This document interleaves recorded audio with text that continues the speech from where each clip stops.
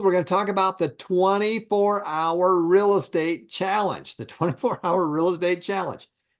What the heck is the 24-hour real estate challenge? Well, step number 6 is multiple streams of income. You've got to make more money with your small business and with real estate. You all have to have a place to live. You might as well learn how to get that house paid off quicker, how to buy investment properties, how to get other people to pay your real estate off. Real estate is a massive area in your wealth formula. The foundation, the vast majority of money that came to the foundation came from our real estate. I've been buying real estate for 40 plus years. And some of the real estate we bought in the early 80s was real estate that we donated to the foundation, and that's how we funded it. That's how we funded the foundation. I made $10 million doing real estate, and I'm going to show you how we do that. I'm going to teach you how to do that. But the first thing is we got to teach you the simplicity of money and how to get there. So we're going to talk a little about the 24-hour challenge tomorrow, same time as this class, 7 Utah time, which is 9 o'clock in the Philippines, 10 o'clock in Japan.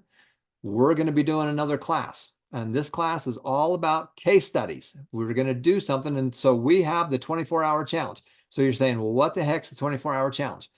There's 5 F's. There's 5 F's in real estate. You need to find good deals. You need to fund deals. You need to fix the problem. Those are the first 3. Then you're either going to flip it or you're going to farm it. Now, you can do this with all kinds of things. It doesn't have to be real estate. It could be cars. It could be computers. Whatever you do, it's the same 5 steps. But many of you have small businesses and stuff like that. It takes all your time and energy, and you don't, I'm going to give you this toolbox. Now, right now, if you have a hammer, everything looks like a nail. And all you're looking around is, where can I take this hammer and go whack a nail? But if I can give you a screwdriver and a drill and a saw and stuff like that, now you got all these new tools and you have much more opportunity because you can do more things. So we're going to be doing the 24-hour challenge, and the step 1 of the 24 hours is to find good deals. So let's go over here, and this is the 24-hour challenge. The real estate chunk we're going to talk about, there's 5 F's. We need to find good deals. We need to fund them. We need to control it. We need to be able to take advantage of it. And then we need to fix it. We need to fix whatever's wrong. It could be the property. It could be the seller. Okay. They've got to have a problem. And we need to fix that. We're going to do those first 3, and then we're going to either flip it or we're going to farm it. We're either going to make money on it on a monthly basis and keep them for a long term, or we're going to flip it and start building up our cash flow. When we do a quick flip, we're going to make a quick little buck on it, and then we're going to take that money and we're going to do it again and again and again. So now all of you watching this class, one of the goals is for you to have a free and clear piece of real estate that you can live in. That's the good news. The bad news is that most people's only asset they have when they retire is their home that they live in, and they still want to live in it. So it doesn't really help them with their long term. So we need to find additional properties that we can buy, that we can rent out. I've told you the story about when I was a teenager. I was helping my dad scrape the old paint off this house that was next door to where we lived. It wasn't fun, hot. I asked Dad if I was getting paid, and he goes, "No, son, get back to work." A little while later, I asked him, "Dad, you sure I can't get paid for doing this?" And he goes, "Son, we bought this property so it would create an extra stream of income to help pay for you kids to go to college." Now, as an early teen, I didn't really care about college that much. And then he said, "Son, some people make so much money off of their real estate, their investments, and their small businesses that they don't have a job. All they do is manage those things." Well, that's step number 7. That's the wealth formula. So I want to teach you how to be able to do that. So we're going to start with the 5 steps, and the one we're going to go after first in the next 24 hours, and you're going to bring deals to class tomorrow. You're going to bring some deals to class tomorrow. You bring a deal tomorrow, you get some bonus bucks. You get some Buffett bucks. And we're going to concentrate on finding it. Now, until you understand value, you need to understand value. And until you understand value, everything is worthless. You need to understand what something is worth. Now, if I took my daughter shoe shopping, she could tell me pretty quickly what that pair of shoes is worth and what you can buy them for. I don't know that stuff. I hate shopping, so I'd go into the first store and buy whatever you want. In fact, I wouldn't even go to the store. I'd just go to Amazon and order it because I don't want to have to go shopping. For a lot of people, shopping is a sport and they love to learn value and understand stuff. But what I want to do is I want to talk to you about the real estate section. And again, we're going to use this for all kinds of things. But with real estate, the first thing I want you to do is I want you to go to the site itself. So I'm going to take you here to the site. We're going to go to the Success and Money Foundation.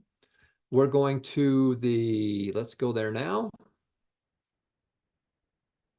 successmoneyfoundation.org. You go to the courses, come down here to the free books, teacher's aids, downloads. We're going to go to the free download section. Okay, click on the free downloads.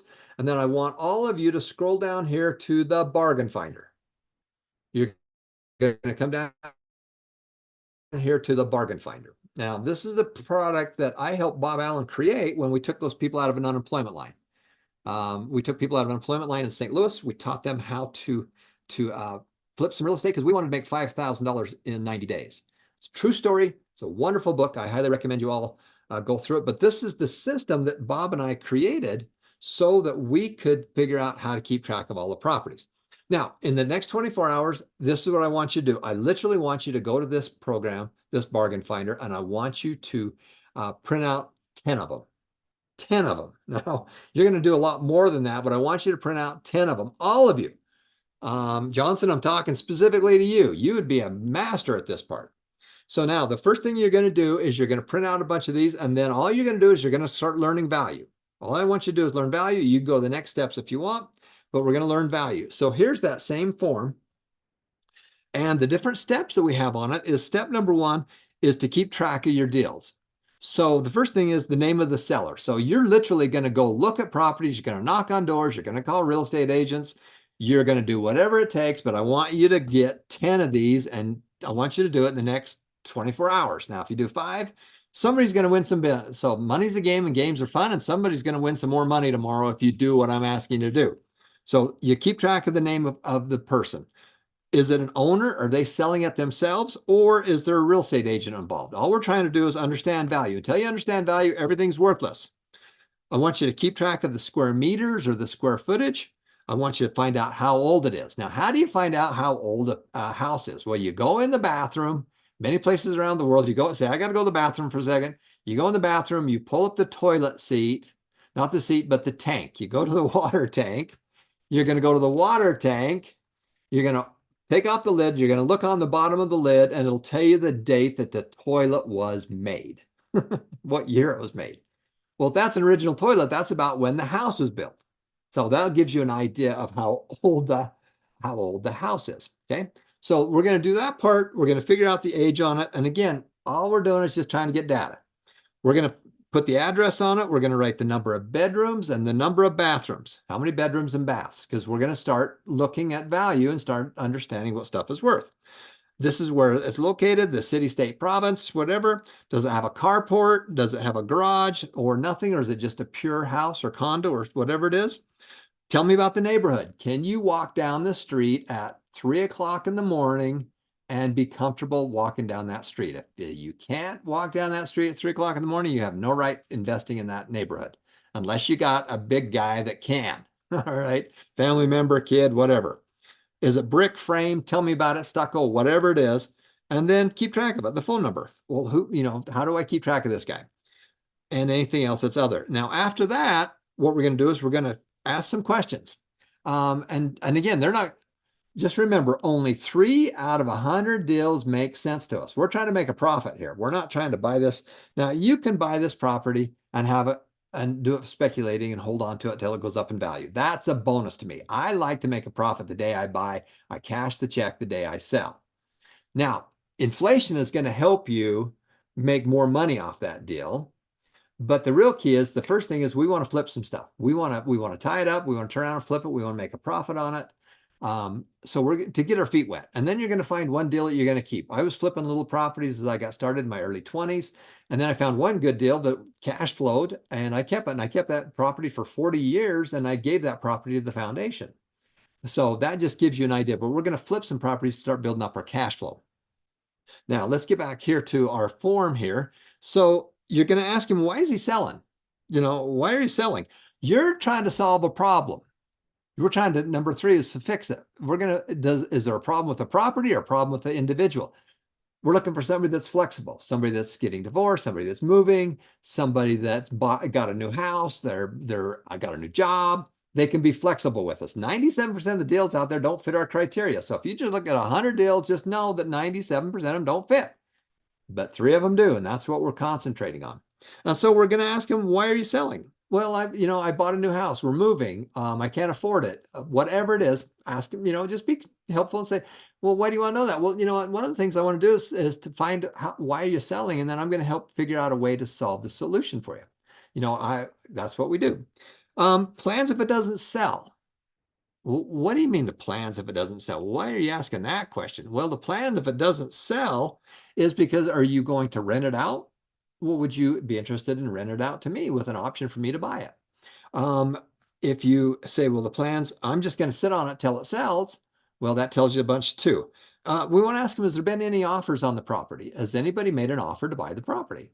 Yeah, there has. Well, why didn't you take it? What was wrong with it? How long has this property been on the market? How long has this property been on the market? Well, it's been on the market for 6 months. If it's been on the market for 6 hours, the guy's not motivated. If it's been online, if he's trying to sell it for 6 months, well, that's a whole different story. Then the value. This is all I want you to find out. Really, the big part is the value. What is this property worth? If I was to buy it and resell it, and I was going to resell it in 90 days, I'm going to buy it and resell it in 90 days. How much could I resell it for? Then we're going to ask them, well, what kind of price are you looking for? So the value is my resale value, and the price is what I think I can buy it for. Then we want to ask, is there any loans on the property? Are there any loans on this property right now? Do they owe any money on it? Do you owe any money on it? And if they do, how much is it? So the price, we're just going to use some round numbers because it's easy to do the math. It's 100,000, it might be 500,000, might be $1 million, it doesn't matter. We're just adding zeros, and they owe on it $90,000. Okay. And that means that if he got his price for 100, he would have $10,000, which is the balance. So the price is 100, the loans are 90, and he's got $10,000 worth of equity. But we believe that we could resell that property for 130. Remember, 97% of our properties do not fit this criteria. Only 3% do, but we're trying to make a buck today on it. So we think we can resell it for more. We might have to fix it up a little bit. Might be able to have to put $5,000 into it to fix it up, and then we can sell it for more. The price is 100. He owes 90 on it, and he's got $10,000 worth of equity. So that is the first thing. And then we got to figure out how to get him his down payment and how to do the balance. Now, there's all kinds of ways that we're going to make a profit on that property afterwards. But the only thing I want you to do is for tomorrow, and we're going to do case studies tomorrow, is I want you to do this part right here, this top part. All I want you to do is find out what you could resell it for, what the price they're asking, are there any loans on it, and what kind of terms are on it? What's the interest rate? I owe $90,000. It's the first mortgage, and that's at 3%. So that's where you'd fill this up part out right down here. There's an $80,000 loan on it. It's at 3%. Whatever the payment and the term is, it's for 25 years, 15 years, whatever it is. And then there's a $10,000 second on it. The interest rate on it, 6%, whatever the payment is. And for, it's a 10-year loan. So that makes up the $90,000 worth of loans is right there. So all we want to do is ask some more questions. You might ask, well, why are you asking those questions? Well, because it helps me to understand your situation and a different way that we can come in and help you get through this property. So here's what we're doing. 24-hour challenge. You got 24 hours. We'll come back into the help session tomorrow. I want you to fill out as many of these things as you can. And then we're going to, and if there's any of them that you have like on Google Earth or something else, we're going to zoom in, we're going to take a look at it, and we're going to start learning together. We have an opinions, you get the vote, and this will be kind of fun to be able to do. So that's your challenge, 24-hour real estate challenge. Join us tomorrow to see what happens.